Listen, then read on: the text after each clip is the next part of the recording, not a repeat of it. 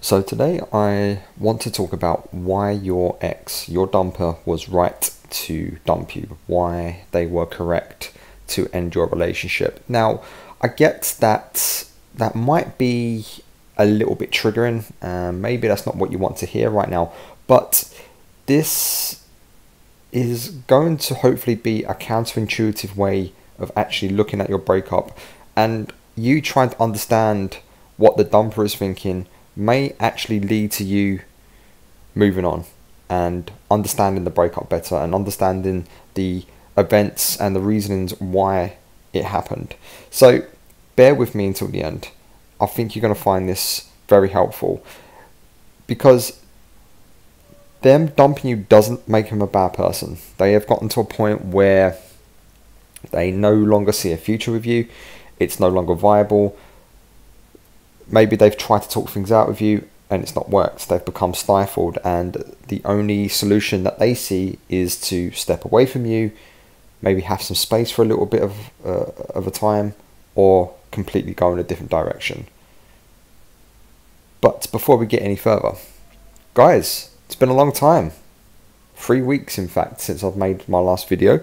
Welcome back to the Love Fix. It's Nick, as always, doing my best to get you through your breakups as easily and as healthily as possible without the bullshits.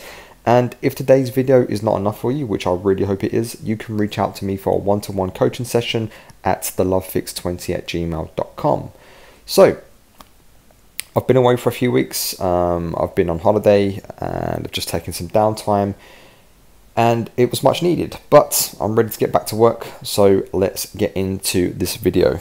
So the reason behind this particular subject today is because over the last few months, doing the one-to-one coaching sessions with you guys, a lot of the same questions come up, and that's quite honestly what generates a lot of the content that I make. And one of the questions that frequently comes up is that, why did they dump me? Or people say, I don't understand why they dumped me. They said that they loved me, they said that they would be with me forever, so on and so on. But here's the problem with that. What someone said yesterday, or how someone felt yesterday, does not guarantee that they will say the same things today, or they will feel the same way today. And as I've said and alluded to so many times, breakups don't just happen. It's an accumulation of things over days, weeks and months. And maybe the same things kept coming up, maybe the same arguments kept coming up, maybe the same traumas kept coming up, and that's okay.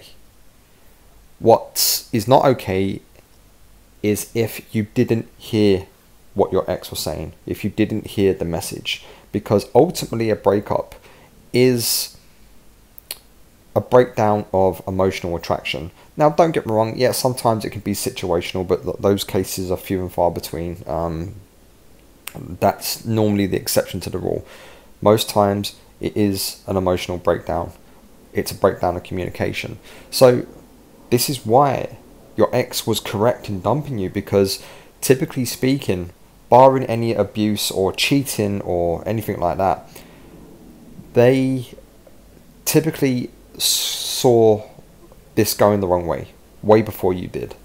They quite possibly tried to communicate with you, hey, what you're doing hurts me and I don't like it, can you please stop? And maybe they tried to talk to you, and maybe you sat down and you tried to listen, but you was listening to respond, not to understand. So this creates the problem. This can go on for weeks, months, even years. And guys, I've coached people that have been married for 20 years and they're going through breakups. And most breakups ultimately come down to poor communication. And, or let me rephrase that. Poor communication, but also a lack of effective communication. Because ultimately, what communication is the art of listening. It's not the art of talking. So most people do not know how to listen, and your dumper, your ex, has been trying to tell you something has not been right with them for quite some time, what's not been right with the relationship for quite some time. So their reasonings for dumping you, for ending the relationship, in their head are correct. There's nothing wrong with it. And this is why they are correct in leaving the relationship, because it no longer works for them. Now, as the dumpee, we don't see it that way. You see it as, oh, how could they? It's a dent to your ego. You thought everything was okay. You thought everything was going along swimmingly. Now, maybe, just to validate you here a little bit, maybe your ex didn't communicate that effectively. Maybe they've got an avoidant personality. Maybe they just don't have the communication skills, and that's okay, and maybe that's something to work on. But for whatever reason they left the relationship, in their head, it's always correct. And as the dumpee, you must accept their version of reality. And you'll probably find that it's very hard to accept their version of reality because you're operating from your version of reality, what your preferred outcome is. And this is why I try to challenge people. Okay, put yourself in the mindset of a dumper. If you were the one walking away, if you were the one thinking, right, okay, this cannot work anymore, would you want them chasing you? Would you want them trying to reconcile? Would you want them emotionally or love bombing you? The answer is probably not. So when we flip it in that way, when we turn it on its head, as I like to do, I just like to come at it from the other angle, you can maybe start to appreciate that they've got their version of what is going on, and that is okay.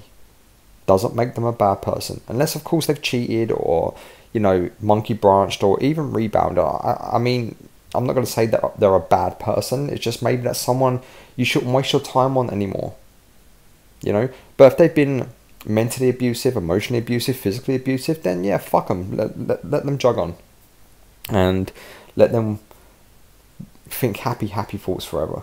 Wish them well with their own hell. Wish them well with that, because it will catch up with them. So when it really comes down to it, guys, we are transformed by what we accept.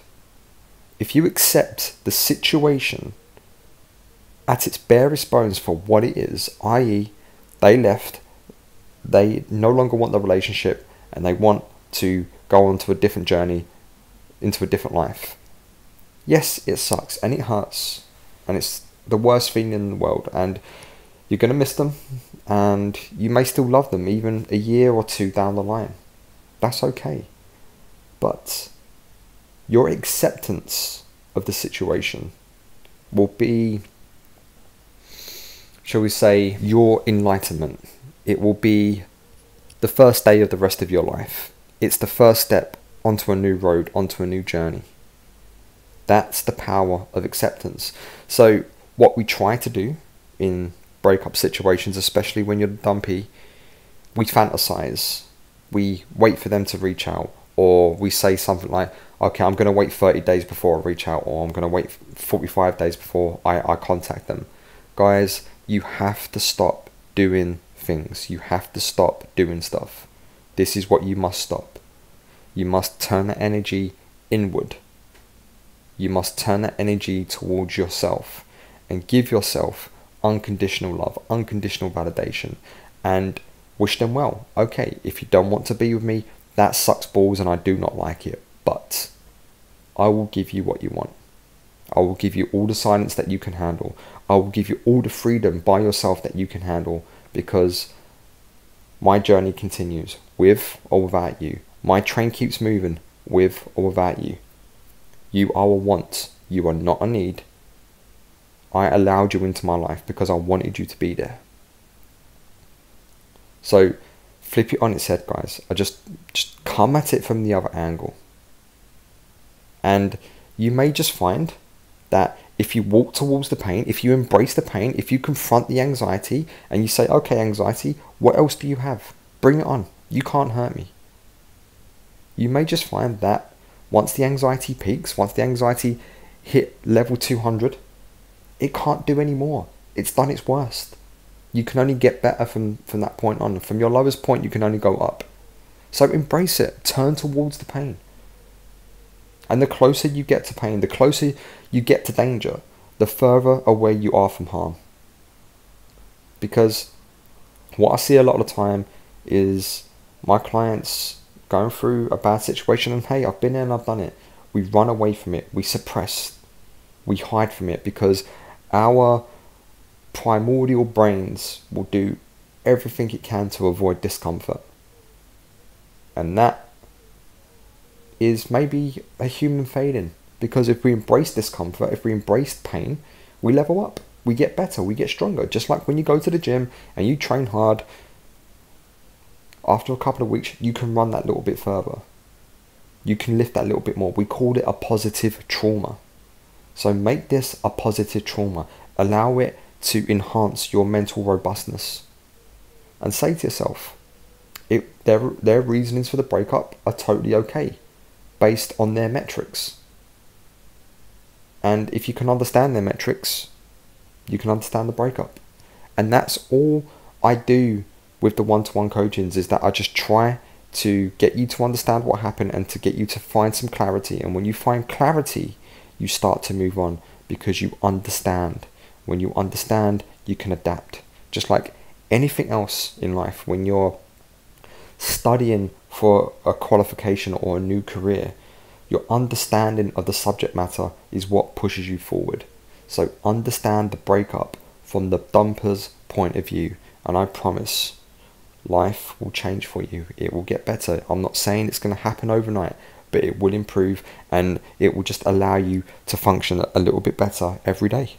I'm going to wrap this up now, but I'm just going to leave you with an epiphany that I've had over the last couple of years, and that is, our personal experience does not define all experience or even the reality of a situation. We have to step out of our own perceptions and how we feel to see the true reality of a situation. The fact is, guys, your sample size of any given situation is quite small. You have your version of events, your version of how you feel, your version of the facts. That's a sample size of precisely one person. Not really a good data point, if that makes sense. Because if you took the sample size of your ex, it will be completely different.